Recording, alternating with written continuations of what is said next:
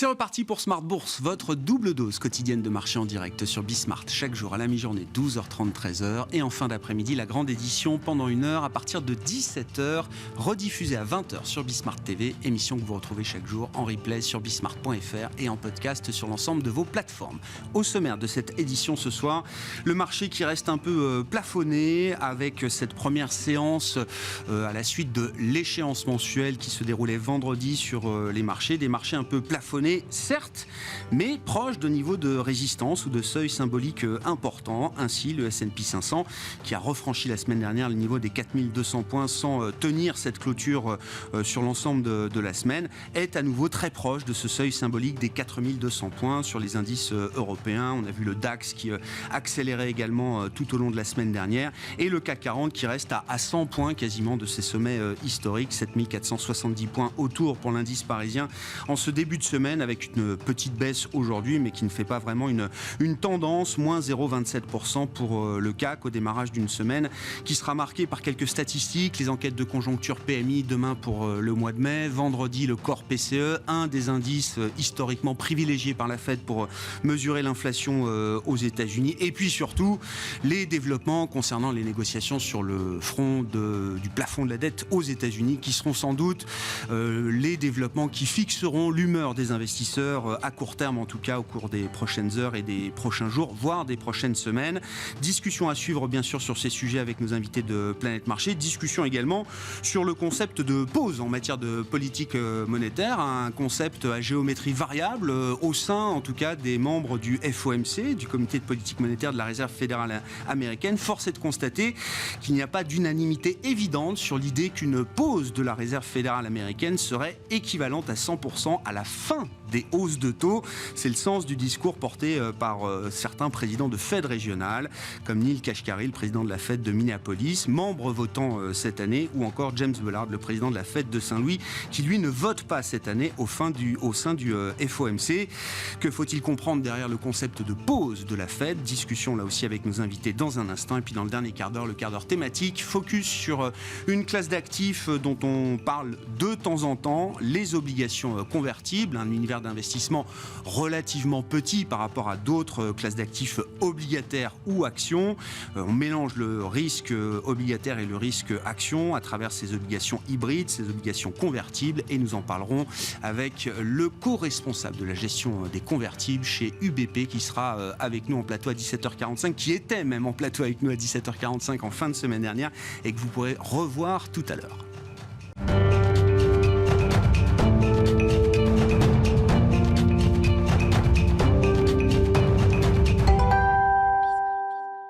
Mais d'abord, les infos clés de marché, tendance mon ami, chaque soir à 17h en ouverture d'émission avec vous, Alix Nguyen, et des marchés européens qui évoluent en légère baisse sans véritable tendance en ce début de semaine. Oui, pour ce qui est de Paris, on relève les nettes hausses de Dassault Systèmes et Orange. Hermès signe un nouveau record. De fortes baisses en revanche du côté de Bouygues, Sanofi, Airbus et Stellantis.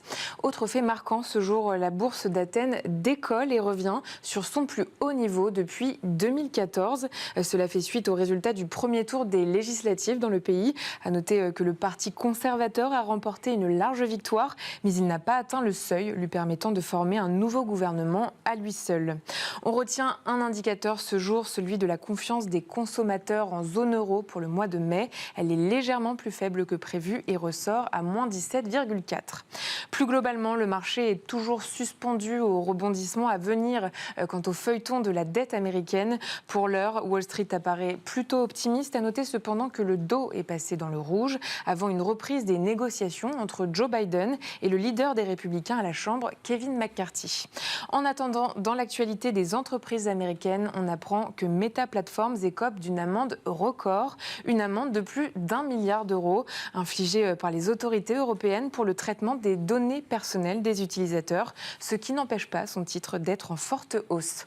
Et puis le titre de Micron Technology est à la la peine après l'annonce de l'autorité chinoise de régulation du cyberespace, annonce selon laquelle les produits de Micron Technologies ne répondent pas aux critères de sécurité réseau et qu'ils seraient interdits aux opérateurs d'infrastructures clés.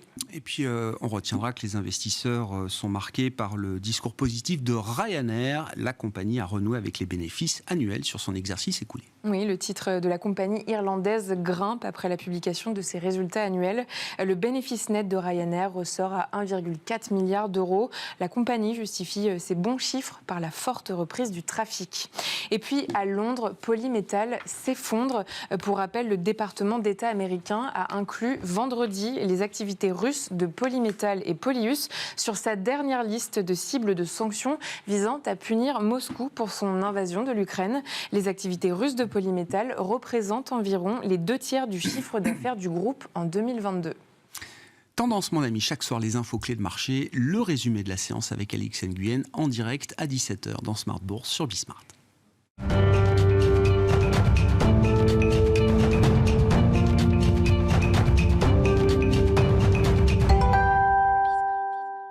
Trois invités avec nous chaque soir pour décrypter les mouvements de la planète marché. Vincent Juvin, c'est avec nous, stratégiste chez JP Morgan Asset Management. Bonsoir Vincent. Bonsoir Grégoire. Merci d'être là. Merci à Thibaut Prébet d'être avec nous également en plateau. Bonsoir Thibaut. Bonsoir. Vous êtes directeur général adjoint de la financière Arbevel et Florian Yelpo qui nous accompagne également ce soir. Bonsoir Florian. Bonsoir. Ravi de vous retrouver. Vous êtes responsable macro au sein de l'équipe multi-asset de Lombard Odier IM. Reprenons peut-être un peu le concept de pause. En première intention, quand Jérôme Powell a signalé quasi explicitement l'idée d'une pause lors du précédent meeting de la Fed, tout le monde a compris ou extrapolé l'idée qu'une pause était un prélude à de prochains mouvements de baisse de taux, avant tout. On voit aujourd'hui beaucoup de banquiers centraux qui s'expriment. Je crois qu'il y en a 11 sur la seule journée d'aujourd'hui. Des banquiers centraux américains, des présidents de Fed régionales que j'ai pu citer, Neil Kashkari, Fed de Minneapolis, James Bullard, Fed de Saint-Louis, qui semblent avoir une vision un peu différente de ce concept de pause, estimant qu'une pause n'était pas forcément le prélude à des baisses de taux, mais qu'une pause, durée à définir, pouvait être simplement, effectivement, une séquence transitoire avant de possibles nouvelles hausses de taux. L'inflation était transitoire, maintenant c'est la pause qui est transitoire. Par nature, la pause sera transitoire, j'imagine. Ne sera pas éternelle en tout cas. Qu'est-ce que ça inspire comme scénario, enfin comme idée un peu alternative, effectivement, parce que c'est pas du tout le scénario que price le marché, bien sûr. Mais ce sont des idées qui sont poussées là par des banquiers centraux qui pèsent dans le débat public, on va dire. Ce qu'il faut comprendre, à notre sens, c'est que la Fed est allée très vite, en remontant les taux massivement, pour faire face à ce qu'on a appelé un mur d'inflation. L'effet de cette médecine prend du temps à impacter l'économie. On a vu quelques banques commencer un petit peu à souffrir. On imagine que c'est un des premiers symptômes de l'efficacité de la politique monétaire. Pour autant, on a encore pas mal de gens qui sont capables aux États-Unis d'emprunter pour acheter une maison. Les prêts hypothécaires aujourd'hui battent encore l'emploi. L'activité est encore forte de ce côté-là. Donc, la Fed doit marquer une pause pour observer ce qui se passe dans l'économie sous-jacente américaine. En même temps, l'inflation reste quand même forte aux États-Unis. La croissance, tous les chiffres de croissance, on en parlait un petit peu avant le début de l'émission, tous les chiffres de croissance qu'on obtient, les indicateurs avancés, on voit certains rebonds, la capacité d'utilisation des capacités productives, le taux d'utilisation des capacités productives aux États-Unis reste assez élevé, en tout cas très peu cohérent avec un scénario de ralentissement nécessaire pour endiguer la progression de l'inflation. Donc ce que fait la Fed, c'est qu'elle tente probablement de gérer le risque attaché à son nom. En communiquant, c'est la pause. Le risque, c'est qu'on entende tous, c'est la fin. Et il est nécessaire de garder une demi-porte ouverte pour pouvoir passer au cas où cette inflation reste, vous le disiez à la fin de la semaine, on va en savoir un peu plus, au cas où cette inflation reste plus persistante que prévu. C'est le risque auquel la Fed est confrontée aujourd'hui. Si on regarde les instruments de bord, elle a fait ce qu'il fallait faire pour éliminer l'inflation. Maintenant, ces instruments peuvent être mal calibrés, peut-être qu'il y a quelque chose qu'on ne perçoit pas, quelque chose qui est différent. Les crashs aériens, ça arrive, et c'est ce que tente d'éviter la Fed à tout prix. À partir de quel moment, si on réfléchit à ce scénario un peu alternatif, à partir de quel moment la pause de la Fed pourrait être prise à revers ? Est-ce que ce serait plutôt que plus tard ? Est-ce que ce serait dès cet été, avec les indicateurs dont on disposera, que la Fed pourrait se mettre à trembler à nouveau face à une inflation toujours trop collante ? Ou est-ce qu'elle est prête à se donner un peu plus de temps avant, effectivement, d'enclencher peut-être un prochain mouvement? on a passé la période des 1 an qui est généralement le temps nécessaire pour que la médecine banque centrale commence à impacter le patient. Normalement, c'est une question de mois, c'est-à-dire qu'on devrait commencer à voir un effet réel sur notamment l'industrie des services qui est encore aujourd'hui bien trop chaude au vu de ce qu'on tente d'accomplir en termes de désinflation. Pour nous, il s'agit de quelques mois au plus pour vérifier qu'effectivement, on voit bien les ISM baisser, notamment l'ISM non manufacturier. Ça, on ne le voit pas encore complètement. En tout cas, c'est pas cohérent. La réalité économique n'est pas cohérente avec l'objectif qu'on avait il y a 1 an et demi si on s'appelle la Fed. Ça interroge. Quelques mois effectivement pour vérifier que la potion fonctionne, Vincent. Néanmoins, encore une fois, il y a des discours un peu divergents au sein du FOMC. Le consensus n'est pas totalement forgé. Le prochain meeting est encore loin, dans un peu moins d'1 mois maintenant. Est-ce que c'est simplement une stratégie un peu de rhétorique verbale de certains membres spécifiques de la Fed, de jouer un peu à front renversé peut-être avec le scénario central? Ou est-ce qu'il y a un peu de substance derrière l'idée, encore une fois, portée par des économistes, Neil Kashkari, James Bullard, que le chemin n'est pas tout à fait complété encore du point de vue des hausses de taux? Alors, personnellement, je pense que le chemin est fait. Je ne pense pas qu'une hausse de taux soit nécessaire, mais je comprends l'idée de garder une certaine optionnalité. On est tous bien en peine aujourd'hui lorsqu'on regarde l'économie américaine, le patient, pour objectivement tirer une conclusion nette sur ce qui va advenir de l'économie américaine au cours des prochains mois. On avait vu finalement une dégradation des indicateurs manufacturiers. Certains sont à des niveaux de récession, donc on peut réellement se dire là que la Fed avait fait le job et que ça fonctionnait bien. C'est vrai que les services, ça tient, l'emploi, ça tient. On a même vu la semaine dernière, Philly-Fed manufacturier bien meilleur qu'attendu. On a notamment vu marché immobilier avec des taux hypothécaires imbuvables, le sentiment repart et ainsi de suite. Donc c'est vrai que c'est un petit peu difficile de tirer une tendance dans cette économie américaine. On a vu beaucoup de résilience au premier trimestre. Cela étant, on voit quand même que le momentum de croissance, de manière générale, s'essouffle quelque peu. On le voit notamment avec des indicateurs comme les surprises économiques qui ont fortement rebondi en début d'année et qui là, en tout cas, est retrouvé un niveau proche de zéro. Donc on voit que la tendance est plus faible de ce point de vue-là. Mais ça reste très progressif, très graduel. Ça reste très graduel. Alors il y a ces effets. C'est pas des paliers à la baisse. Non, il y a ces effets retard évidemment des hausses de taux qui sont évidemment aggravés ici par le resserrement des conditions d'octroi de crédit des banques. On est évidemment dans une situation inouïe, notamment sur le front de la consommation et de la capacité de la consommation à soutenir les secteurs des services, puisqu'on a ce dont on parle depuis des années, c'est-à-dire des baby-boomers qui passent massivement à la pension et qui nous créent finalement sur le marché de l'emploi au niveau mondial une raréfaction des ressources humaines qui fait qu'on a un emploi qui ne lâche pas. Et ça, c'est quand même une première nouvelle. Néanmoins, sur le marché de l'emploi, on a quand même vu que par rapport à il y a 1 an, mars 2022, le nombre de job opening est quand même quelques millions inférieur à ce qu'il n'était il y a 1 an. Donc là, on voit qu'il y a quand même quelque chose qui se passe de mon point de vue. Les Américains sont aussi plus attachés à leur job. Il y en a moins qui quittent leur job. Après The Great Resignation, on se dit tout d'un coup, avoir un job, c'est peut-être pas si mal. Donc là, il y a quand même, pour moi, des effets qui sont positifs. Et puis, là où je suis peut-être plus positif que Florence, notamment sur le front de l'inflation, pour moi, je pense qu'il y a une tendance nette à la décrue, plus aux États-Unis, où ça me rassure plus, notamment sur l'inflation sous-jacente. On peut voir également le dernier domino qui devrait tomber sur l'immobilier, ce fameux shelter inflation, a priori, devrait tomber, alors que c'est moins sûr en Europe. Et là, en effet, je pense que garder une optionnalité à la hausse en Europe est plus nécessaire qu'aux États-Unis.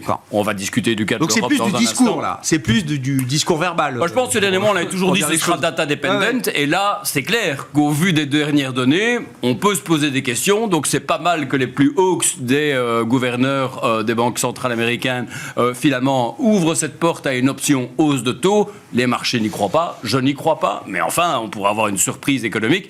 Mais ça me semble fort peu probable. Ce ne serait pas la première surprise économique qu'on aurait depuis 18-24 mois. Oui, mais une réaccélération. Je pense que voilà, j'ai une économie, un slowdown, un soft landing, oui. Une réaccélération, ça me semble quand même un petit peu tiré par les cheveux. On verra. Thibaut, ça reste un what-if scénario, cette idée qu'une pause serait suivie de quelques hausses de taux encore supplémentaires qui seraient rendues nécessaires par la situation d'inflation à 3-6 mois encore aux États-Unis. C'est une stratégie verbale avant tout, ou est-ce qu'il y a un peu de substance possible derrière cette idée? Moi, je voudrais rajouter 2 points qui me paraissent importants à tout ce qui a été dit, avec lequel je suis parfaitement d'accord, et ça a été mieux dit que je l'aurais fait, donc j'y reviendrai pas, mais 3 points. Le premier, le plus simple, on sait jamais. Voilà, beaucoup de choses viennent de facteurs exogène. Si ça se réénerve entre la Chine et les États-Unis, ça peut avoir des conséquences, y compris inflationnistes. Donc la première chose, c'est un peu de prudence dans le discours, on ne sait jamais. 2 points importants. Le premier, je vous rappelle, qu'est-ce que c'est que le principe d'une hausse de taux ? Le principe d'une hausse de taux est de dire c'est plus intéressant pour vous d'épargner, y compris sur des produits de long terme, et c'est moins intéressant pour vous d'aller faire un crédit immobilier, etc. Et donc, on va essayer de détruire un peu de conso pour ramener en épargne. On comprend bien une chose, c'est que avant, c'était très lié au taux court aux États-Unis parce que les emprunts étaient basés sur les taux courts. Maintenant, c'est plus sur toute la courbe. Si vous dites je monte les taux, mais vous inquiétez pas les gars, dans 4 mois je les rebaisse, tous vos taux non baissent, donc ça n'a aucun effet. Donc à partir du moment où vous dites je veux faire un effet en montant les taux, vous devez intégrer dans votre vocable que ça va forcément être durable. Parce que si vous partez du principe que si vous dites aujourd'hui, dans 1 an, les taux français monétaires ils sont à 0, immédiatement tous les taux vont baisser, ça n'a plus aucun effet. Donc en fait, quelque part, vous êtes obligé d'avoir un discours cohérent. Monter les taux en disant on les rebaisse bientôt serait un contresens. Donc on est obligé d'avoir au moins, d'ailleurs les plus agressifs, les partis Bullard, garder un discours en disant il reste des hausses de taux, sinon ça ne va pas marcher. Et quel est le deuxième corollaire ? Le deuxième corollaire, c'est que vous avez un effet richesse qui pousse à la consommation, et l'effet richesse, c'est de dire mes actifs valent très cher, et donc les banques centrales luttent un peu contre ça avec des discours volontairement un peu violents, et en disant souvent, d'ailleurs, le marché est un peu haut pour moi. Et donc, si vous dites, il garde l'idée qu'il peut y avoir des hausses de taux, il contient un peu ce côté qui peut être parfois assez euphorique. Alors, sur beaucoup d'actifs type Nasdaq, on est quand même encore à très loin des plus hauts, donc l'euphorie n'est pas là. Mais voilà, il dit, on a un peu calmé les marchés, ça a créé des comportements qui sont un peu plus vertueux, alors qu'à un moment, il y avait quand même des mouvements un peu violents. Je vous rappelle qu'avant, pour revenir avant 2022, la dernière année de baisse du Nasdaq, il fallait quand même commencer à remonter vraiment loin. Donc, il y a aussi ce côté-là. Et à partir du moment où on change complètement d'avis, ce serait de dire là, les taux ne vont pas tarder à baisser, on a fait un plus haut, tous les marchés vont repartir.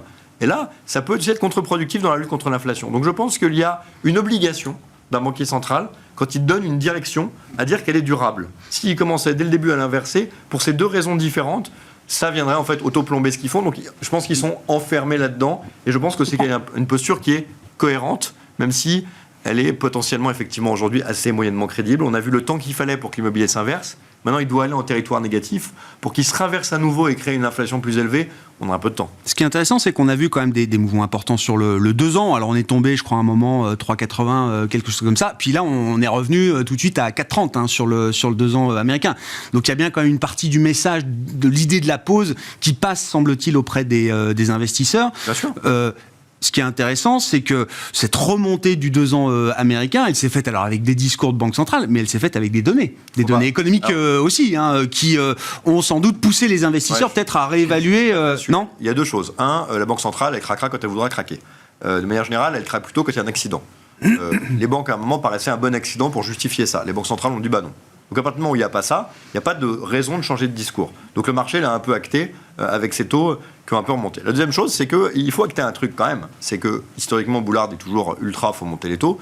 La réalité, c'est que sur 18 mois, c'était quand même lui la boussole. Ah oui. Et donc, c'est la boussole avancée. Il est toujours avancé. Aujourd'hui, quand on parle, on oublie que quelqu'un qui dit toujours les taux vont monter, il y a des fois où il a complètement tort, des fois où il a raison, mais que sur 18 mois, quand il dit un truc, il faut quand même l'écouter. Ouais. C'est aussi assez légitime. Donc je pense qu'il y a 2 éléments. Il y a un élément effectivement crédibilité, puis un élément X-factor. Il faut un X-factor. Les taux ne baisseront pas d'un coup s'il ne se passe pas un truc un peu sérieux. Maintenant, si vous regardez quand même vos chiffres d'inflation américaine, sur des bases mensuelles, c'est quand même sur 4 mois 100% shelter, donc résidentiel. En dehors de ça, il y a 0 d'inflation. On n'était pas très loin d'un début de spirale déflationniste sur les biens. Donc c'est vrai que dans les stats aujourd'hui, c'est pas ça qui fait les remontées de taux. C'est juste qu'à un moment, on s'est dit, il y a un signe noir, ils vont devoir réagir vite.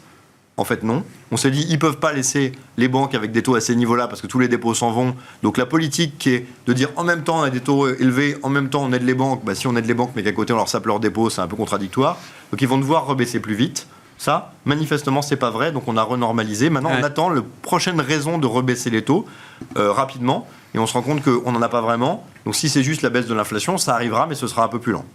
Ce qui est intéressant, c'est que dans cette séquence de marché, alors on avait un début de pontification de la courbe, effectivement, dans le sillage notamment des événements financiers du mois de mars, etc. Et puis, ça s'est quand même bien réaplati depuis, je le disais, avec ce 2 ans qui est repassé à 4,30 aujourd'hui.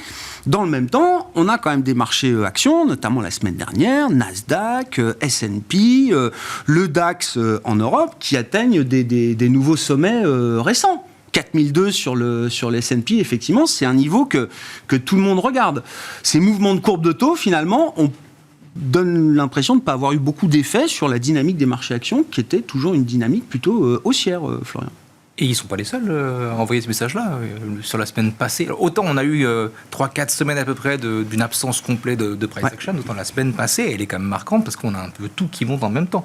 C'est l'or qui recule, on a les equities qui montent, les spreads de crédit qui se contractent et le pétrole qui monte. Enfin, ça fait comme un joli line-up de messages entre différentes classes d'actifs dont on dit qu'elles n'ont pas le même scénario en ligne de mire. Ça, c'est quelque chose contre lequel j'aimerais un petit peu m'exprimer.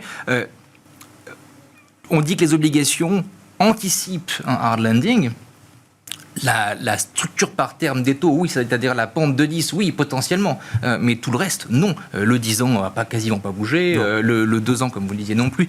Oui, le 10 ans, il n'est pas à 2,50. Voilà. Oui. On n'est pas en train de pricer une inversion de la politique de la Banque centrale qui serait un pricing de récession. Les equities progressent, c'est un signe clair d'une absence de pricing de récession. Enfin, et même, on voit bien le pricing des baisses de taux, c'est un pricing assez progressif, graduel. Alors, en masse, ça fait beaucoup, parce que c'est peut-être 200 points de base de baisse de taux à fin 2024 dans le marché, mais ça se fait à coup de petites baisses. C'est pas, le marché prévoit pas une baisse d'un coup de 100 points de base, quoi. Alors qu'en général, comme on vient de le dire, la Banque centrale baisse ses taux rapidement de façon concertée avec le reste des banques centrales. C'est ce qui s'était passé en 2008. Je trouve que la période actuelle me fait terriblement penser à 2008, non pas pour les fragilités du système financier, etc., mais pour cette période qu'on a connue au deuxième trimestre où le doute était permis de savoir si ça allait être un grand choc macroéconomique ou un petit choc macroéconomique. J'ai le souvenir qu'à ce moment-là, les gérants, beaucoup de gérants discutaient de rajouter des actions parce que les prix étaient un petit peu baissés, que c'était intéressant et que peut-être c'était pas un hard landing, ça n'était qu'un soft landing. Alors, est-ce que une fois qu'on a dit ça, est-ce que c'est une comparaison qui doit nous amener à être constructif encore pour la suite ou pas? Le point commun, c'est bien comprendre ce que le marché aujourd'hui est en train de pricer. Je pense que dans tous les marchés qu'on a regardés, dans l'ensemble, le scénario pricé, c'est le soft landing. Ça veut dire que le scénario opposé, ce serait soit un hard landing, soit la stagflation. C'est ce qu'on disait jusqu'à présent avec la viscosité de l'inflation. Bien comprendre que... Typiquement, nous sommes positionnés pour ce scénario-là, mais on peut construire des stratégies de couverture pour ces deux types de risques-là en même temps. Et il faut bien les mesurer. Quand on a bien compris le scénario, on a bien compris les hedges. Et quand on est dans un scénario ou dans l'idée d'un scénario central de soft landing, aujourd'hui, ça veut dire que le risque sur les marchés, il peut être encore à la hausse, partant des niveaux qu'on connaît de prix, de 4200 sur le S&P 500, du niveau de spread qu'on a aujourd'hui sur le crédit.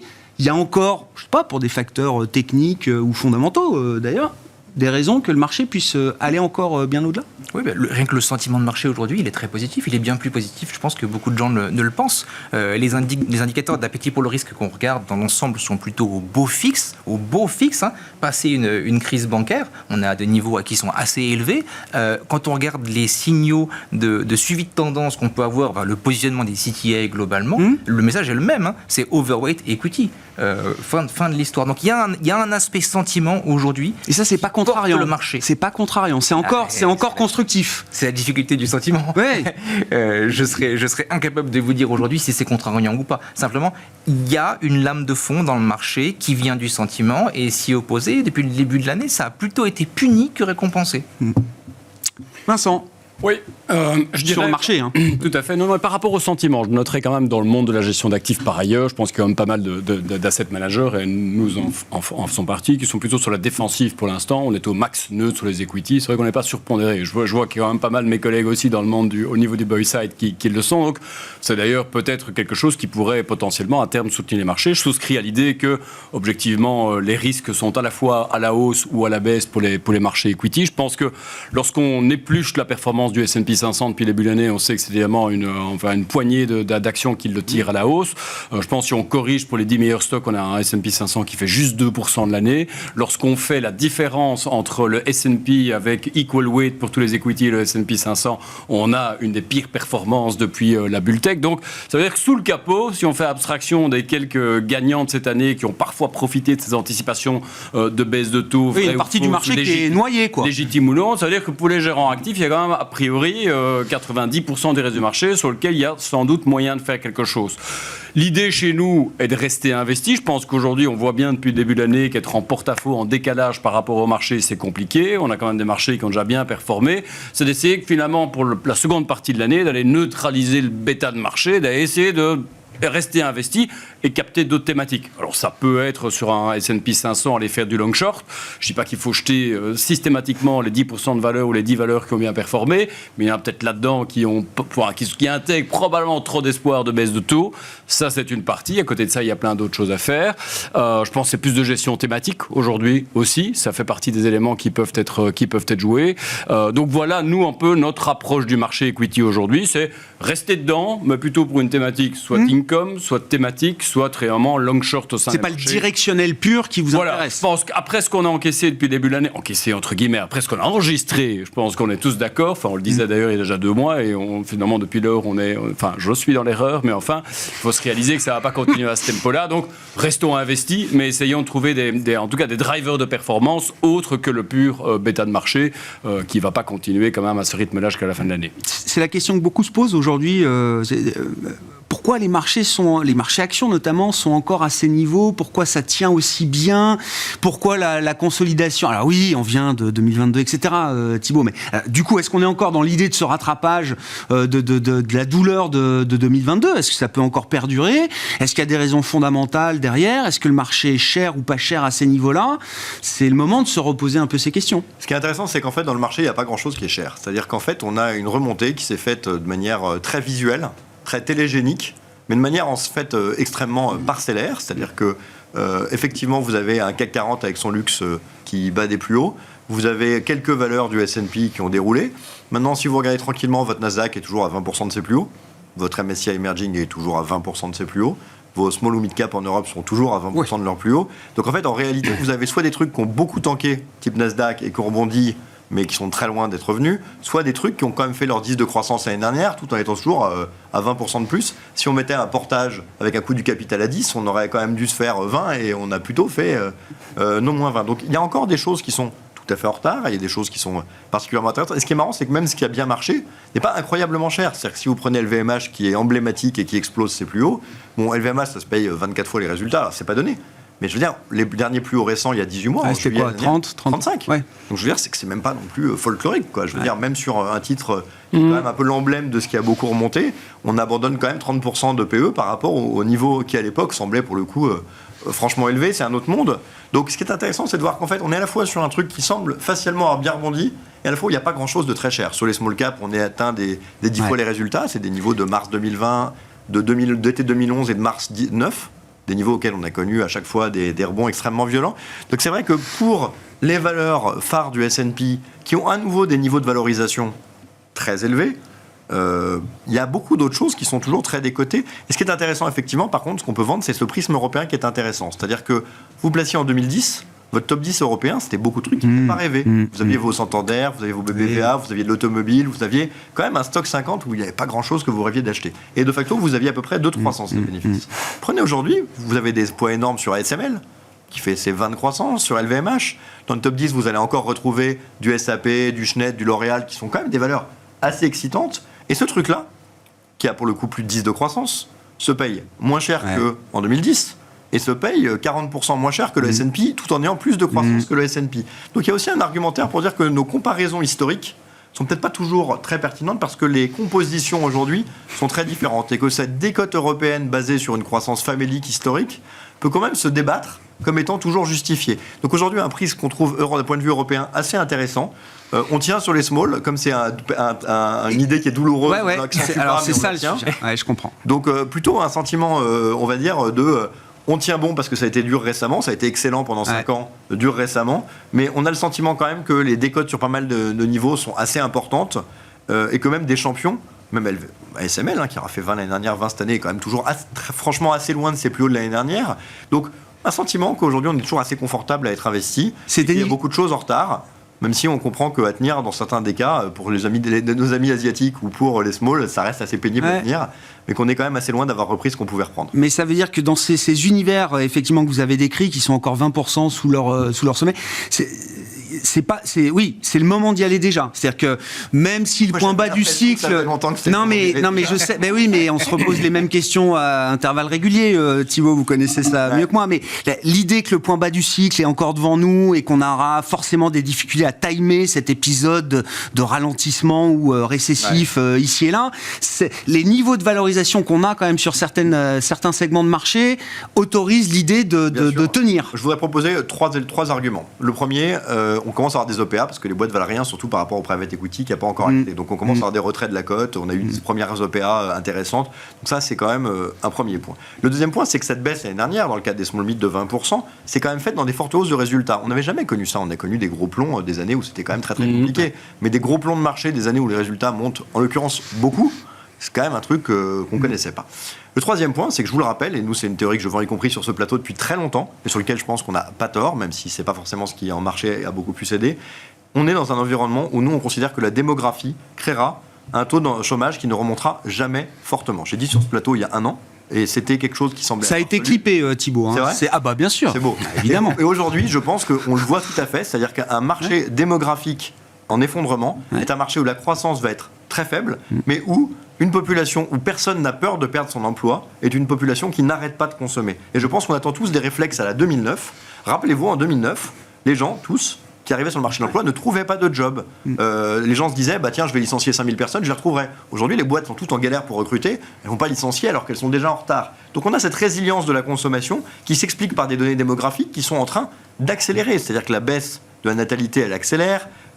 Les sociétés qui vont chercher des étudiants 2 ans à la fin de leurs études pour sécuriser des recrutements, c'est ça, qui veulent maintenant former les seniors. Donc cette idée du cycle qui s'auto-entretient par les gens consomment moins, les boîtes vendent moins et licencient, donc les gens consomment moins, est un cycle classique qui, à mon avis, est terminé dans la démographie actuelle. Donc attendre l'effet d'entraînement à la 2009 me paraît incompatible avec la démographie actuelle. Donc des potentiels de ralentissement, oui, de mauvaises surprises, oui. Je pense que cette espèce de cycle qui est très attendu par certains me paraît ne pas avoir intégré la démographie comme les gens qui attendent un double top à la 70. Ouais. Quand on sortait de 5,5 enfants par femme, on peut attendre quelque chose. Quand on est à 1, pas pareil. C'est ça qui est dur, c'est que c'est quand même un gros paquebot, la démographie. Alors, on connaît les tendances très longtemps à l'avance, mais c'est vrai qu'il y a des épisodes où les effets se matérialisent plus fortement qu'à d'autres périodes. Puis surtout, on n'a pas l'habitude, quoi. C'est-à-dire qu'on dit aujourd'hui c'est inflationniste, mais si vous avez regardé les premiers pays qui passaient à un enfant par femme, qui étaient l'Allemagne et le Japon à partir des années 40, ça n'a pas été giga inflationniste quand même. Donc il y a des débats, à mon avis, qui peuvent être ouverts, mais où les exemples historiques qui sont pris comme 70 pour l'inflation US, voilà, prendre des exemples où il y a une natalité divisée par 4 ou par 4, me paraît un truc discutable. Donc je pense qu'il faut faire gaffe à nos images de long terme qui ont des composantes qui sont très éloignées de ce qu'on a aujourd'hui. On ne prend pas toujours les bonnes comparaisons. Non, Vincent, sur la démographie comme choc majeur et sur les années 70 comme une mauvaise référence, il n'y a pas que sur la démographie. Le choc, il était énergétique l'an passé, les années 70 c'était énergétique, mais on est plus capable que jamais d'encaisser le choc énergétique. Je suis peut-être plus circonspect sur les small caps, en tout cas américaines. Oui, parce que c'est même, j'allais dire, c'est même punition pour le Russell 2000 que pour les indices de small cap en Europe, quoi. Oui, là je pense que quand même les difficultés s'accumulent à l'horizon. C'est un peu celles qui payent un petit peu l'ensemble des problèmes actuels. C'est d'abord aux États-Unis, c'est là où il y a essentiellement les petites banques régionales. Ce sont, pour ceux qui ne sont pas des banques, ce sont celles qui vont moins avoir accès au crédit. Elles s'en plaignent déjà. Quand on regarde le NFIB, la difficulté d'accès au crédit est presque en passe de supplanter l'enquête auprès des chefs d'entreprise, des petites et moyennes entreprises. La difficulté d'engager, donc c'est déjà quelque chose. Et on voit évidemment que là, ça va en tout cas freiner la capacité d'investir de ces entreprises. Alors peut-être pas d'engager ou de garder son personnel, mais... Et attention, j'avais cette même vision optimiste sur la consommation et sur les... Mais on m'a fait quand même remarquer systématiquement en interne dans les débats qu'on pouvait avoir que les récessions, elles commencent en général parce que l'investissement des entreprises et le capex commence à baisser. Finalement, l'emploi et la consommation, c'est quelque chose qui vient après. Donc, restons tout de même prudents à cela sur le fait que les small caps pourraient évidemment en souffrir dans les mois à venir. Thibaut ? Non, juste, je suis entièrement d'accord. Une petite parenthèse quand même. Aux États-Unis, les boîtes ont beaucoup de financement. En Europe, les small caps n'ont jamais eu tellement de financement bancaire. Et sur nos stratégies, par exemple, small, on a 50% de boîtes qui n'ont même pas de dette. Ouais. Donc, la sensibilité aux problématiques bancaires est à mon avis très importante aux US, beaucoup plus faible en Europe, et ce réflexe de sous-performance des small dans les problèmes bancaires me paraît à mon avis un élément de marché un peu tout le monde suit, qui me paraît avoir un fondement économique discutable, alors qu'aux US j'enlève rien au discours qui a été donné. Dans des portefeuilles comme ceux que vous pilotez, Florian, avec parfois des composantes un peu tactiques, on a envie d'être encore très momentum, croissance, donc focalisé sur des segments de marché quand même relativement étroits aujourd'hui, ou est-ce qu'on est prêt à aller dans l'univers value des côtés en anticipant l'idée qu'à un moment l'horizon s'éclaircira et que c'est là où le réservoir de croissance est le plus important, peut-être? Tactiquement, pour le moment, on a de la peine à rogner nos expositions equities et crédits. Pour l'instant, encore une fois, soft landing, scénario, la croissance. Et c'est global, il y a des choix à faire dans ces poches-là. Nous, on n'a que des expositions qui vont être globales, généralement. Là où on aura le plus de mal, c'est sur un sujet qu'on n'a peut-être pas encore trop discuté, mais qui était un peu en filigrane, c'est celui des taux. C'est qu'aujourd'hui, un portefeuille 60-40 à 60% d'exposition obligataire, aujourd'hui, on ne voit pas trop l'intérêt d'avoir cette expo obligataire. En tout cas, nous, on l'a divisé en deux et on a 30% en cash, parce que dans l'ensemble, on aura un return supérieur pour un risque qui est incommensurablement inférieur. Mieux vaut du monétaire que de la dette d'entreprise aujourd'hui, pour dire la chose. Du monétaire d'entreprise. Ou du monétaire d'entreprise, oui. On essaiera de mélanger le meilleur des deux mondes. Mais simplement, il faut bien avoir en tête que aujourd'hui, ce qui fait le price action dans l'ensemble sur les 18 derniers mois, c'est quand même le marché des taux. C'est-à-dire que c'est cette remontée des taux extraordinaire qui explique qu'avec des earnings, avec des résultats positifs, on peut avoir des performances négatives. C'est parce qu'il y a de la duration, il y a de la sensibilité taux dans tous les actifs. Et cette duration, pour l'instant, elle est pilotée par la Banque centrale, elle est pilotée, comme on l'a dit, avec volatilité, avec véhémence, et on a plutôt souffert de ça dans tous les marchés. Pour nous, c'est pas encore complètement terminé. On attend le moment où ça va craquer pour pouvoir changer notre fusil d'épaule et dire non, on commence à vouloir avoir de la duration. Si aujourd'hui on est sous-pondéré de quelque chose, c'est de duration. C'est pas d'action pour le moment. C'est un message important. Plafond de la dette, on en dit un mot. Est-ce qu'il faut en parler? Si oui, pourquoi? Moi, ce que j'apprécie beaucoup, c'est que ceux qui en parlent sont ceux qui sont un peu à l'origine de l'ouverture de la boîte de Pandore de la dette. C'est-à-dire qu'aujourd'hui, on est en train de parler de Donald Trump qui intervient dans le débat et qui dit aux républicains, il faut lutter, il faut faire en sorte de faire preuve d'orthodoxie budgétaire. Mieux vaut un défaut maintenant que plus tard. Exactement. Alors qu'il est plus ou moins à l'origine de cette doctrine de l'utilisation de la dette. Il est quand même recordman du déficit sur PIB sur 12 mois roulants de l'après-guerre aux États-Unis, quand même avec 18%. C'est quand même pas rien. Je pense que beaucoup d'Allemands s'étranglerait avec des chiffres pareils. Donc on a quelqu'un qui a longtemps recommandé d'utiliser de la dette sans récession. Aujourd'hui, on continue à le faire. Les chiffres américains aujourd'hui, c'est quoi? C'est 7% de déficit sur PIB sur 12 mois roulants aujourd'hui. 7% du PIB américain a été dépensé. Vous voulez dire quoi? Ça veut dire que la contraction du déficit budgétaire américain n'est pas aussi importante que ce qu'on imaginait il y a encore quelques mois. Il n'y a pas de contraction, c'est ça qui est étonnant. Et on n'est pas encore en récession, comme on le dit autour de cette table. On n'est pas encore en récession. On utilise déjà la relance keynésienne alors que la récession n'a pas encore commencé et qu'il y a de l'inflation qui est galopante et visqueuse. On est en train de... Je pense que même Keynes aujourd'hui aurait de la peine à accepter ce genre de politique-là. Je ne parle pas d'Hayek qui est dans un coin de la pièce en train de souffler. Non, on se trouve dans une situation aujourd'hui où l'État américain dépense beaucoup, probablement beaucoup trop pour un État libéral, et dans l'ensemble, le rôle de la Fed devrait être de rappeler à l'ordre l'État américain vis-à-vis de sa dépense fiscale. Donc c'est pas mal d'avoir ce sujet du plafond de la dette qui revient régulièrement et qui permet de rediscuter de ces questions-là au sein du Congrès.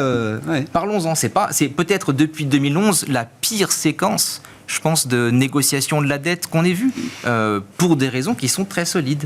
Maintenant, ce programme anti-inflation, avec les investissements qu'il comporte, c'est une très bonne chose à long terme. Mais il est d'ailleurs programmé sur 10 ans. Hein. C'est-à-dire que c'est pas, je sais plus, 400 milliards, c'est pas 400 milliards tout de suite en 6 mois.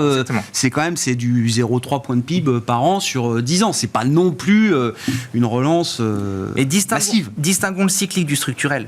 Parce qu'on parlait tout à l'heure justement de la difficulté qu'on a de lire dans la démographie quelque chose de structurel qui pourrait des effets cycliques. Aujourd'hui, on a de la peine à faire la différence entre les deux. Chaque euro, chaque dollar qu'on dépense aujourd'hui de dette contribue à l'inflation. Donc il y a aussi un timing à respecter. La Banque centrale fait tous les efforts qu'elle peut pour ralentir l'économie, mais elle est bien moins efficace à ralentir l'inflation que ne l'est l'État lui-même. L'arme la plus puissante pour ralentir l'inflation, ce serait la fiscalité. Une orthodoxie fiscale. Le plus il y aura de coupes budgétaire dans un compromis entre républicains, démocrates, Maison-Blanche pour sortir de l'impasse du plafond de la dette, le mieux ce sera pour la Fed Et l'inflation. sur le front de l'inflation. Et la situation est Et ce sera marqué de positif, ça? C'est cohérent avec le soft landing. Ce sera en tout cas positif pour les Vincent treasuries américains. Nous, on va Exactement. au-devant d'une période d'austérité aux États-Unis, accord ou pas accord. D'autant plus s'il n'y a pas d'accord, là, ça va être vraiment l'austérité au forceps. Mais bon, il est certain qu'on se dirige vers une période, en tout cas, où il faudra. Oui, enfin, d'austérité venant de 7% de déficit budgétaire sur 12 mois. Non, mais ramener à reste de la marge, 4-5%, hein. vraisemblablement. Oui. Là, c'est pas encore l'austérité à l'européenne en 2012, hein, on est d'accord. Mais enfin, les États-Unis, quelque part, peuvent se le permettre. Peut-être, moi, je trouve toujours davantage que nous. Mais enfin, l'austérité est une certitude.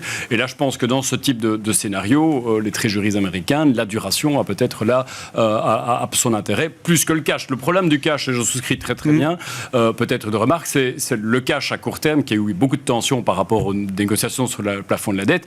C'est potentiellement l'actif qui ferait défaut. C'est les bills, quoi. C'est ça le problème. Donc, c'est pas sur du 10 ans qu'ils feront défaut s'ils doivent choisir. J'espère qu'on n'aura jamais ce défaut. Enfin, ce serait il y aura évidemment d'autres étapes avant, quoi. surréaliste d'avoir ce type de scénario, mais enfin, c'est peut-être là. On oublie que quand tu as un défaut, c'est sur tous les metteurs. Donc, il y a cross default sur tous les Que ce soit le 1 mois ou le 10 ans pour le marché, Donc, ce sera la même idée, quoi. Ouais, l'obligataire les spreads explosent à court terme. Mais voilà, en tout cas, la duration américaine dans ce contexte d'austérité, de recherche des équilibres, c'est quelque chose qui, c'est d'autant plus important, en tout cas, que le dollar est un petit peu moins populaire pour l'instant et que les clients des US Treasuries, Japon et Chine en tête, s'en sont désintéressés quand même largement ces 12 derniers mois et qu'on est au plus bas en termes de détention par les étrangers, les Treasuries américaines depuis 20 ans, je pense. Elle le dit, Yellen. Alors évidemment, il y a le défaut au sens strict, crédit, événement du terme, mais à partir du 1er juin ou le 8 juin, j'en sais rien, Yellen dit, à partir du moment où si on commence à arrêter de payer des factures ou de payer des fonctionnaires, bon, c'est une forme de défaut. En tout cas, on n'est pas capable d'honorer nos factures. C'est pas nouveau, hein. Ça arrive dans l'histoire, mais c'est vrai que voilà, il y a quand même l'idée d'une signature qui est pas. En tout cas, ça, rempli, ce serait quoi. le choc, évidemment, on cherchait une excuse pour les banques centrales pour... Ça, ce serait potentiellement le choc, espérons qu'on n'ait pas à le commenter sur votre plateau. C'est un sujet qui reste circonscrit entre, je sais pas, le 1er et le 15 juin, sur le plan des marchés. Thibaut, ça peut prendre un peu plus d'ampleur, ça peut générer un choc de confiance négatif supplémentaire, je sais pas, qui accélérerait des phénomènes macroéconomiques même, pourquoi pas? Moi, il me semble que ce genre de choses, on en parle quand il n'y a pas grand-chose dans l'actualité, quand même. Parce Oh que, ben, attends. de manière générale, le plafond de la dette, c'est un serpent de mer qui revient. J'ai toujours pareil. deux feuilles de sujets sous les yeux, Ouais, mais y a rien de Thibaut. grave. Bah non, mais parce que Là, c'est clair, aujourd'hui. parce qu'il y a rien de grave. Ce que je veux dire, On parle c'est du que Japon, si vous voulez. On avait parlé à un moment, ils voulaient mettre Préférez le Japon ce qu'on appelait les Français appelaient IOU, ce qui veut dire IOU. c'est-à-dire je vous dois de l'argent. Oui. Tous ces trucs-là, on a discuté, c'est connu, ça va se régler, chacun utilise son avantage tout en sachant qu'il ne peut pas prendre la responsabilité d'un problème sur le deal. Je pense que tout ça, à mon avis, est assez... je ne pense pas que ce soit un sujet complètement crucial. Ce qui est intéressant dans ce que vous disiez, c'est de voir à quel point chez nous, nos amis insoumis sont parvenus à faire varier le champ lexical. C'est-à-dire que maintenant, on estime que 3% de Maastricht, c'est de l'austérité grave. Et donc, si on passe de 7 à 5, on est encore dans l'austérité. Alors que c'est vrai qu'un Allemand des années 95, 1% de déficit, c'était déjà... mais Schwarzenegger. le bord de la crise cardiaque. Donc on voit quand même comme on s'est habitué au déficit et comme cette idée que la solution est aujourd'hui la dévaluation dont le nouveau format est le rachat de la dette par les banques centrales, le quantitative easing. Et donc on voit qu'en fait on a changé d'un vocable. Maintenant la dette se rembourse par la détention par les banques centrales et non plus par des éléments on va dire plus classiques de réduction du déficit et de baisse des ratios que les Allemands sont seuls à faire dans leur coin pendant que le reste de la planète s'en tape et considère Il y a que un peu d'or bilan toujours, mais c'est bon. pas très grave. Donc c'est vrai que déjà c'est intéressant de voir cette notion et on voit qu'en fait maintenant on a l'impression de demander des efforts colossaux pour des déficits qui vont rester énormes. Mon point est de dire, je pense que c'est un sujet qui mérite d'être suivi, je ne dis pas que vous avez tort. Je pense malgré tout, quand on a des sujets beaucoup plus pressants, on ne le voit pas. Et je termine juste sur une conclusion que vous me permettrez. Mon expérience personnelle, c'est qu'une crise prend toujours les gens parce qu'ils ne la voient pas venir. Ah bah bien sûr. De 2001, de 2008, du Brexit, C'est pour ça que plus on parle du plafond de la dette, moins il y a de chances que ce soit un événement Donc, de marché. C'est pour ça qu'on en parle beaucoup, Thibaut. Vous comprenez la stratégie? On avait dit en 2010, il y a une autre banque qui va péter, c'est jamais arrivé. Puis le Frexit ou d'autres exits qui sont jamais arrivés. Et puis une nouvelle pandémie. Et je pense qu'on aura des problèmes qui viendront de choses que on ne verra pas venir. Je rassure tous les auditeurs, on ne les verra pas venir non plus. Oui. Et je pense que ce sujet qui est ultra vu, ultra réglé, la probabilité qu'il crée une crise sans précédent me semble à l'opposé de tout ce qu'on a toujours vu. Donc, à mon sens, voilà. Donc, sur le plan de l'investissement, on peut regarder au travers, au-delà. Enfin, c'est pas un mur qui bloque la vision de l'investisseur. Sans aucun problème, je pense. Même si on a un problème temporaire, l'idée que les Américains ne remboursera plus jamais personne parce qu'il y a un plafond et qu'il n'y a pas d'accord, ça peut durer 2 jours. Post-dette, l'idée que ce soit un game changer structurel me paraît, à mon avis, sympathique pour faire un narratif qui fait peur. J'ai du mal à imaginer qu'on aille très au-delà sur un thème en plus qu'on a déjà travaillé plusieurs fois au travers des années et dont la fenêtre de résolution semble quand même maintenant bien connue. Ça fera parler. Bon.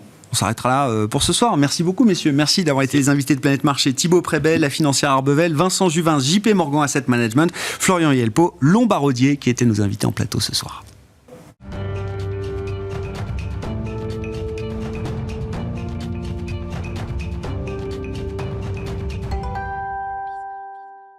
Le dernier quart d'heure de Smart Bourse. Chaque soir, c'est le quart d'heure thématique. Exceptionnellement, nous sommes lundi, mais nous retrouverons notre quart d'heure américain avec Pierre-Yves Dugas demain, mardi, à 17h45. Et c'est donc l'occasion ce soir de voir ou revoir Benjamin Shapiro, le co-responsable de la gestion des obligations convertibles de l'UBP, l'Union bancaire privée, qui était avec nous en plateau vendredi dernier dans le quart d'heure thématique, justement pour un focus thématique sur l'univers des obligations convertibles.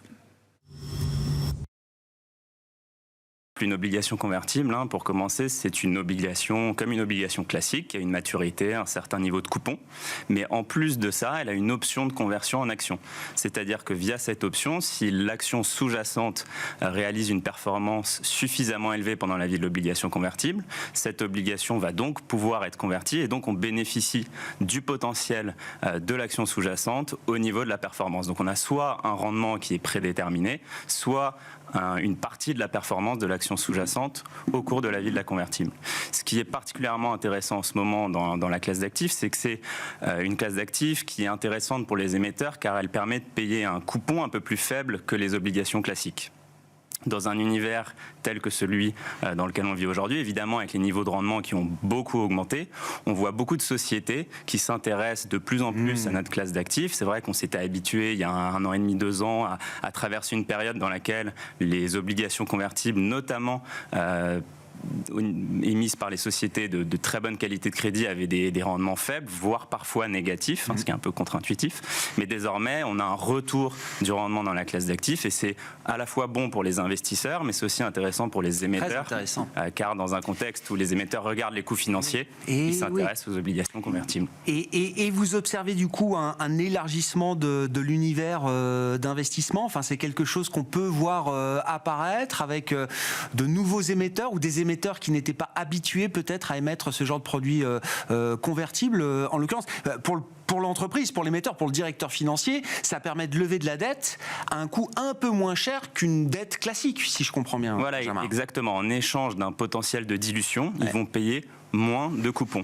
Et donc, ce qu'on observe surtout, c'est une diversification récemment des émetteurs qui viennent sur notre classe d'actifs. On avait depuis quelques années un biais très croissant dans notre classe d'actifs, alors qui est assez historique, mais il s'était plutôt renforcé dans une période où les sociétés de croissance avaient très bien fonctionné. Et donc, ces sociétés bénéficiaient de cours élevés pour émettre des obligations convertibles. Désormais, avec l'apport du coupon plus faible sur notre classe d'actifs, on voit de nouveau des sociétés typiquement industrielles revenir sur notre classe d'actifs. Un exemple qu'on peut citer, c'est SPI qui au mois de janvier a émis une obligation convertible. C'était la première fois de son histoire. C'est une société évidemment bien connue, une société qui est active sur le marché des obligations classiques, qui avait un certain nombre d'obligations. Et on a eu l'occasion de parler au directeur financier de SPI dans le cadre de cette émission. Et c'est typiquement une société qui, pour ne pas faire augmenter ses coûts financiers, a préféré émettre une obligation convertible avec un coupon à peu près similaire à celui des obligations classiques existantes qui avaient été mis il y a quelques années, plutôt que d'aller payer un coupon beaucoup plus élevé du fait du changement d'environnement sur le marché des taux. Très intéressant effectivement pour les émetteurs et la gestion financière des entreprises de voir l'intérêt renouvelé ou nouveau d'ailleurs des obligations convertibles. Du point de vue des investisseurs, qu'est-ce qu'on peut dire de l'intérêt des investisseurs et de quel type d'investisseurs aujourd'hui pour ces produits dans le contexte de marché avec quand même des niveaux d'incertitude très élevés un peu partout aujourd'hui? Oui, tout à fait. L'intérêt pour les investisseurs, l'intérêt structurel de cette classe d'actifs, c'est d'avoir un niveau de risque qui est entre celui des obligations et celui des actions. Actuellement, ce qu'on constate, c'est qu'il y a beaucoup de prudence au niveau des investisseurs et donc beaucoup qui ne souhaitent plus ou moins avoir une exposition au marché actions. Et c'est vrai que les obligations convertibles permettent de garder une exposition au marché actions tout en réduisant le risque de volatilité, puisque c'est ce qu'on observe sur cette classe d'actifs sur des tendances de long terme, c'est qu'on a des performances qui sont assez proches au travers d'un cycle de celles des marchés actions, mais tout en ayant une volatilité qui est à peu près divisée par 2. Comment ça se traduit concrètement ? Enfin, on en est au stade des déclarations d'intérêt ou d'intention de la part de vos clients investisseurs. On a déjà franchi le pas. En termes de flux, ça se retrouve aujourd'hui dans la collecte qu'on peut avoir sur ces produits-là, Benjamin ? Alors, la tendance sur la collecte depuis le début de l'année, elle est plutôt négative. C'est vrai que l'année dernière a été difficile pour la classe d'actifs, comme toutes les classes d'actifs d'ailleurs. On a pâti évidemment des mouvements à la fois sur les actions, sur les taux, sur les spreads de crédit. Et donc, traditionnellement, c'est vrai qu'après une année de performance un peu difficile, sur le début de l'année suivante, on voit les flux orientés en fonction de ses performances. On l'avait vu d'ailleurs il y a 2 ans, 2020 avait été une année historiquement bonne pour la classe d'actifs. Le premier trimestre 2021 avait été un très très bon trimestre de collecte. On a un petit peu l'inverse sur ce début d'année, mais ce qu'on voit récemment, c'est que beaucoup d'investisseurs, et notamment des investisseurs qui connaissent bien la classe d'actifs historiquement, comprennent les opportunités qui sont désormais offertes par la classe d'actifs avec ce changement au niveau du paradigme des rendements et s'y intéressent à nouveau. Et d'ailleurs, avec la reprise du marché primaire, la diversification dont on parlait tout à l'heure, c'est souvent des indicateurs avancés qui sont utilisés par les investisseurs qui connaissent bien cette classe d'actifs pour se repositionner. C'est des discussions qu'on a de manière très proactive récemment. Est-ce que c'est un marché, cet univers des obligations convertibles, ce gisement des obligations convertibles, est-ce que c'est encore un marché essentiellement européen et américain, développé, entre guillemets, ou est-ce que là, on peut aussi commencer à regarder un univers investissable d'obligations convertibles émergentes ? Alors, le gisement des obligations convertibles, pour donner un ordre de grandeur, c'est un gisement qui tourne autour à travers les cycles d'une taille qui est autour de 400 milliards de dollars. Donc, c'est pour donner l'ordre de grandeur. On a une grande majorité de ce gisement qui vient des États-Unis, à peu près 250 milliards de dollars. Et les chiffres que je vous donne, ils sont sans compter le marché des obligations chinoises onshore, qui est un marché qui s'est développé ces dernières années. Donc désormais, on a un gisement qui était quasi inexistant il y a 5-6 ans, avec quelques dizaines de convertibles. Et comme souvent dans ce pays, quand les choses démarrent, elles démarrent vite et elles deviennent très grosses. Et donc aujourd'hui, le marché des convertibles chinoises onshore, il y a environ 500 obligations convertibles. C'est un marché qui a une taille d'à peu près 150 milliards de dollars. Donc c'est devenu le 2e plus gros marché dans les obligations convertibles. Donc il est souvent pas compté dans la taille globale que je donnais tout à l'heure. C'est plus gros que l'Europe, là, vous dites. Alors si c'est le 2e. C'est 2 fois plus gros que l'Europe. C'est 2 fois plus gros que l'Europe. En 5 ans, c'est un marché qui est devenu 2 fois plus gros que l'Europe. Années, et donc il a des similarités avec les autres marchés. C'est surtout des sociétés de taille moyenne, ce qui a été d'ailleurs très favorable ces dernières années, puisque les très grandes sociétés chinoises, celles qui ont été sous le lot de controverses, de pression politique, donc notamment dans l'immobilier, les grandes sociétés de technologie sont pas du tout présentes dans ce marché-là. Donc pour donner un chiffre qui parle très bien, on a lancé cette stratégie il y a un peu plus de 2 ans maintenant, et depuis le lancement de la stratégie, on a l'indice d'action chinoise qui baisse de 13%, et dans le même temps, notre fonds est en hausse de 20%. Donc ça montre à la fois la décorrélation au niveau des sociétés qui composent ce marché, mais aussi les bénéfices des obligations convertibles elles-mêmes. C'était une partie de la discussion qu'on avait juste avant le plateau, mais comment investir en Chine ? Alors il y a la rationalité économique, financière, etc. Et puis il y a cette dimension politique, voire géopolitique. Vous dites, là, on a justement un univers d'investissement qui est protégé du risque politique qu'on a vu s'exercer sur les grandes méga caps chinoises, technologiques et autres. On n'est pas non plus dans l'immobilier. Il n'y a pas d'obligations convertibles trop corrélées aux difficultés du marché immobilier chinois. C'est ça, Benjamin ? Tout à fait. Ouais. Donc on est plutôt entre les gouttes, entre guillemets, on est sur ce marché-là. On est sur un gisement d'entreprises très exposées aux dynamiques locales. Donc pour ceux qui veulent s'exposer à la croissance locale chinoise et qui ne souhaitent pas le faire faire via des actions parce que, et si on parle de volatilité, c'est probablement un des marchés dans le monde sur lesquels on peut constater la plus forte volatilité. Donc les obligations convertibles sont effectivement un bon moyen d'investir sur des sociétés locales avec un risque de volatilité maîtrisé, puisque comme sur les autres marchés, on va constater que les obligations convertibles chinoises vont permettre de limiter la volatilité. Qu'est-ce qui a déclenché la naissance de ce marché des obligations convertibles chinoises onshore, selon vous, là, il y a quelques années maintenant, Benjamin? Pourquoi c'est parti comme ça il y a quelques années? Alors, un des éléments qu'on mentionne en général quand on nous pose cette question, c'est certainement la disparition du shadow banking. C'est-à-dire que vous vous souvenez de ce grand sujet qui, je suis sûr que vous en avez beaucoup parlé sur ce plateau à une époque, le shadow banking qui était vu comme un risque important sur le crédit en Chine. Voilà, le gouvernement a décidé qu'il fallait arrêter ça. Et donc, il a fallu d'autres moyens de financement. Il y en a certainement beaucoup d'autres qui se sont développés depuis. Mais les obligations convertibles sont un des marchés qui ont bénéficié du fait que ces sociétés de plus petite taille qui avaient recours à ces shadow banking soient allées chercher d'autres sources de financement. Est-ce que ça, c'est un levier, un vecteur qu'on peut voir se développer dans d'autres pays, dans la sphère émergente, toujours, Benjamin? Est-ce qu'il y a d'autres pays dont on voit peut-être le potentiel de croissance sur le gisement convertible? Écoutez, aujourd'hui, on ne le constate pas dans d'autres pays ou régions du monde. C'est vrai que c'est un marché là, très typique qui s'est développé effectivement très vite. Puis, il y a peu de marchés qui peuvent se développer aussi rapidement et atteindre une taille d'une telle dimension. Mais on va suivre tout ça. Bien sûr, peut-être qu'on aura d'autres choses à raconter nous dira, non, effectivement, mais pour l'instant, mais aujourd'hui, on ne constate pas de phénomènes similaires dans d'autres régions du monde.